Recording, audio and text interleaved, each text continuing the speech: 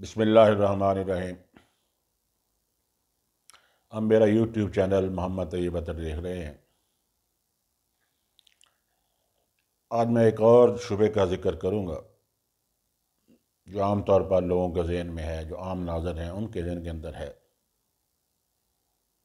اور جس کو مولانا بھی محسوس کیا، بلکہ آپ عام طور پر معاشرے کے اندر جب بھی بحث کریں گے یہ سوال جو ہے ضرور اٹھتا ہے کہ قرآن جو ہے اس کا یہ دعویٰ ہے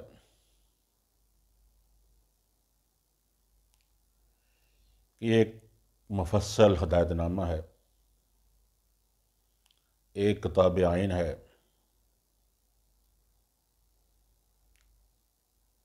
مگر جب اس کو پڑھتا ہے تو وہ دیکھتا ہے کہ اسے معاشرت اور تمدن اور سیاست اور معیشت وغیرہ کے متعلق تفصیلی احکام جو ہیں اور ضوابط جو ہیں وہ موجود نہیں ہیں، بلکہ وہ دیکھتا ہے کہ نماز اور زکوٰۃ جیسے اہم ترین فرائض جو ہیں ان کے متعلق بھی، اور اس کے علاوہ تبلیغ دین کے متعلق بھی، جو کہ اہم ترین فرائض ہیں، ان کے بغیر جو ہے دین مکمل نہیں ہو سکتا، جن میں جن کا قرآن بار بار ذکر کرتا ہے اور ان پر اس قدر زور دیتا ہے کہ کوئی ایسا ضابطہ تجویز نہیں کیا گیا ہے جس میں تمام ضروری احکام کی تفصیل درج ہو۔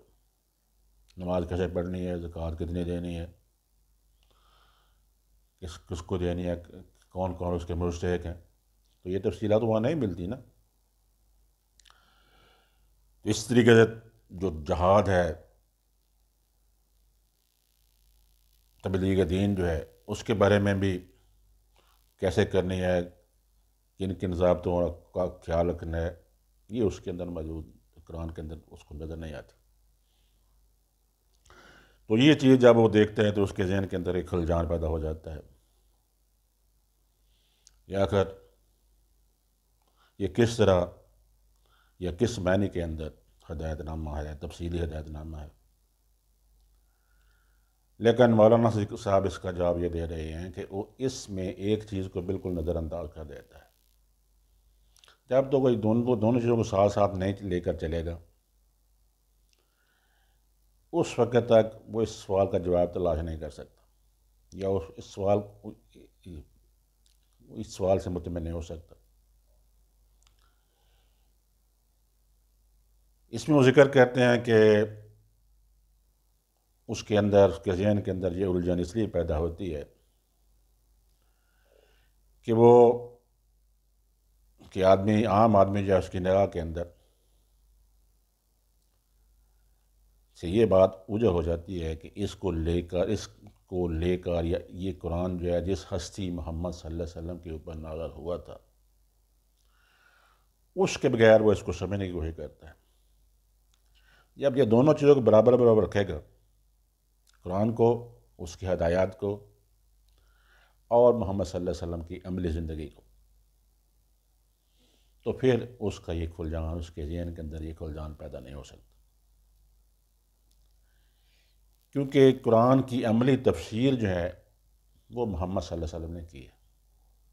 قرآن کے جو احکامات ہیں، نماز کیسے پڑھنی ہے، زکوٰۃ کتنی دینی ہے، کس حساب سے دینی ہے، کون کون مستحق ہے، تبلیغ دین کس طریقے سے کرنی ہے، کیسے انہیں کر کے دکھائی، تو یہ جب دونوں چیزیں اکٹھی رکھیں گے اور باقی تمام کے تمام احکامات جو ہیں جس کے اندر قرآن کے اندر موجود ہیں، ان کو تب محمد صلی اللہ علیہ وسلم کی زندگی سے ان کو سمجھنے کی کوشش کریں گے تو پھر وہ آپ کو سمجھ لگیں گے، دوسری صورت میں وہ سمجھ نہیں لگ سکتے۔ اس کی مثال وہ یہ دیتے ہیں سید صاحب کہ ایک بلڈنگ بنانے کے لیے اگر ایک نقشہ بنا کے سپرد کر دیا جائے اور انجینئر جو ہے اس کی ہدایات کو نظر انداز کر دیا جائے، یا انجینئر جو اس کے اندر جو یہاں پر کیا کرنا ہے، یہاں کیا تبدیلی کرنی ہے، یا کیسے کرنا ہے، تو اگر صرف امالوں کو دیکھے گا کہ پھر تو اس نقشے کے مطابق چلے گا تو امالہ تو بن جائے گی، لیکن اس کے اندر جو خوبصورتی ہے، جو اس کے اندر جو توازن ہے، جو ایسی ویسی دوسری چیزیں ہیں، یہ اس انجینئر کا کام ہے اس کو بتانا، اس کی ہدایت دینا۔ تو ایسے ہی قرآن جو ہے وہ بھی ہے، اللہ تعالیٰ نے محمد صلی اللہ علیہ وسلم کو قرآن دیا، لہذا ان سے علیحدہ کر کے، ان کی عملی زندگی کو اس سے علیحدہ کر کے آپ اس کی تفسیر جو کرنے چاہیں گے وہ نہیں کر سکتے، یا اس کو اچھی طرح سے نہیں سمجھ سکتے ہیں کہ یہ فلاں احکام جو ہیں میں نے کیسے کرنے ہیں، کیسے نہیں کرنے ہیں۔ تو اس کو بتاتے ہوئے جب وہ بلڈنگ کو دیکھے گا، عمارت کو نظر انداز کر کے صرف نقشے ہی میں تمام جزیات کی تحقیق جو ہے، تفصیل تلاش کرنا شروع کرے گا، تو پھر اسے نہ پا کر نقشے کی ناتمامی کا وہ اس کو شبہ ہوگا۔ تو اسی طریقے سے نظام اسلامی کی فکری اور اخلاقی بنیادوں کو پوری وضاحت کے ساتھ نہ صرف پیش کرے بلکہ عقلی استدلال اور جذباتی اپیل دونوں کے ذریعے سے خوب مستحکم بھی کر دے۔ اب رہی اسلامی زندگی کی عملی صورت، تو اس معاملے میں وہ انسان کی رہنمائی اس طریقے سے نہیں کرتا کہ زندگی کے ایک ایک پہلو کے متعلق تفصیلی ضابطے اور قوانین بتائے، بلکہ وہ ہر شعبہ زندگی کے حدود اربع بتا دیتا ہے، اور نمایاں طور پر چند گوشوں میں سنگ نشان کھڑے کر دیتا ہے